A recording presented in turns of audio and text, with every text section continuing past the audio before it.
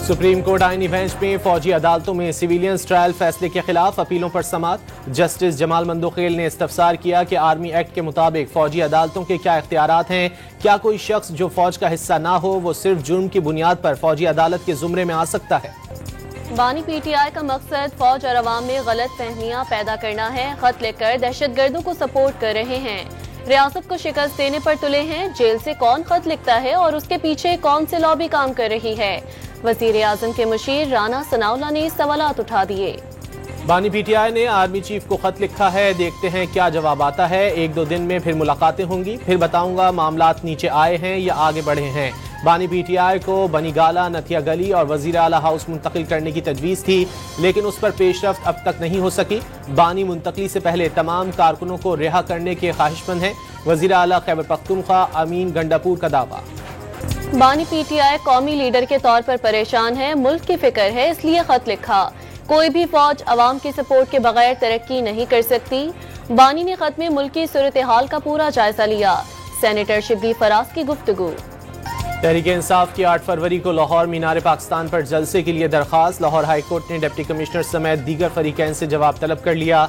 PTI Punjab की chief organiser Alia Hamza ने दरख्वास्त दायर की है। इद्दत केस में बानी पीटीआई और बुशरा बीबी की बरियत के खिलाफ अपील। इस्लामाबाद हाई कोर्ट के जस्टिस आजम खान ने नया बेंच बनाने के लिए फाइल वापस भेज दी। पीटीआई के एतराज पर जस्टिस आजम खान ने खावर मोनिका की अपील पर समाअत करने से माजरत कर ली थी। इस्लामाबाद की इंसदाद दहशतगर्दी अदालत में सुप्रीम कोर्ट के बाहर एहतजाज पर दर्ज मुकदमे की समाअत। शिबली फराज और लतीफ खोसा समेत तमाम मुल्जिमान की अबूरी जमानत में 25 फरवरी तक तौसी। वज़ीर आज़म शहबाज शरीफ की ज़ेर सदारत वफाकी काबीना का इजलास। सियासी और मुआशी सूरत हाल पर गौर। वजारत हाउसिंग की टास्क फोर्स की सिफारिशात पेश की जाएंगी, अहम फैसले किए जाने का इम्कान।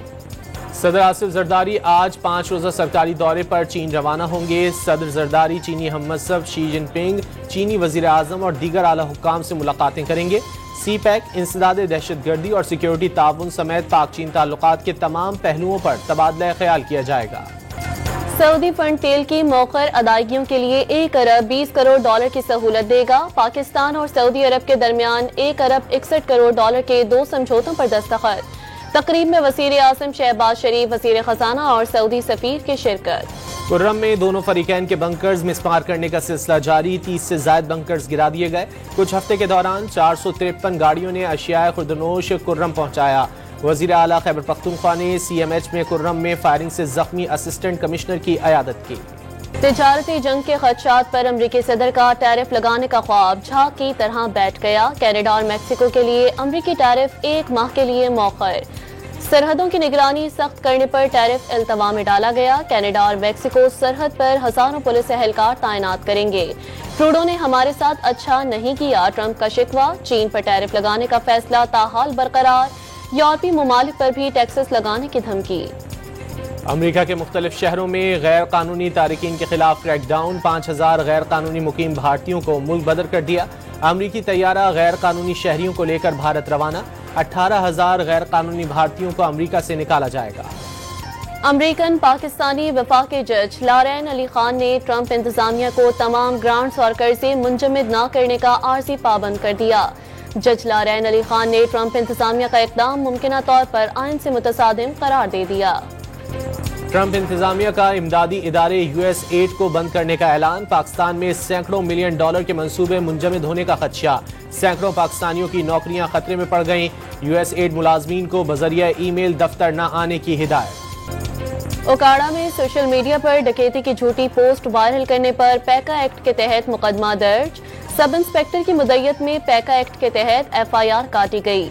इससे कबल मुजफ्फरगढ़ में सोशल मीडिया पर मजहबी मुनाफरत फैलाने के इल्जाम में पैका एक्ट के तहत पहला मुकदमा दर्ज किया गया था।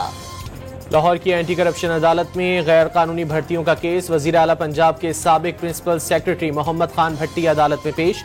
परवेज इलाही की आज हाजिरी मुआफी की दरख्वास्त।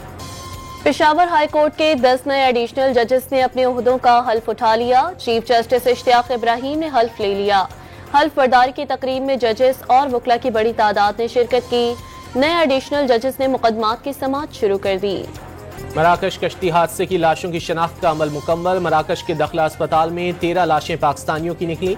نادرہ کی مدد سے لاشوں کی شناخت کا عمل مکمل کیا گیا، سفارت خانے نے فہرست مرتب کر لی۔ پیٹرولیم مصنوعات کی قیمتوں میں اضافے کے اثرات نمایاں ہونے لگے۔ پاکستان ریلوے نے کرائے میں 5% اضافہ کر دیا۔ سیلون سروس سمیت تمام کلاس کی ٹکٹوں پر اطلاق ہوگا۔ انتظامیہ کی غفلت سے کراچی کا لیاری ایکسپریس وے غیر محفوظ ہو گیا۔ کئی مقامات پر حفاظتی گارڈز اور شیٹس چوری ہونے سے حادثات معمول بن گئے۔ جگہ جگہ کچرے کے ڈھیر نظر آنے لگے۔ شہریوں نے ایکسپریس وے کو جاگنگ ٹریک بنا لیا۔ شہریوں کا ٹول ٹیکس میں دگنا اضافہ کرنے کے باوجود سہولیات نہ ملنے کا شکوہ۔ پشاور میں سمارٹ ٹریفک پولیسنگ کا آغاز۔ ٹریفک جام کی وجوہات جاننے اور ٹریفک کی روانی برقرار رکھنے کے لیے ڈرون استعمال کیے جائیں گے۔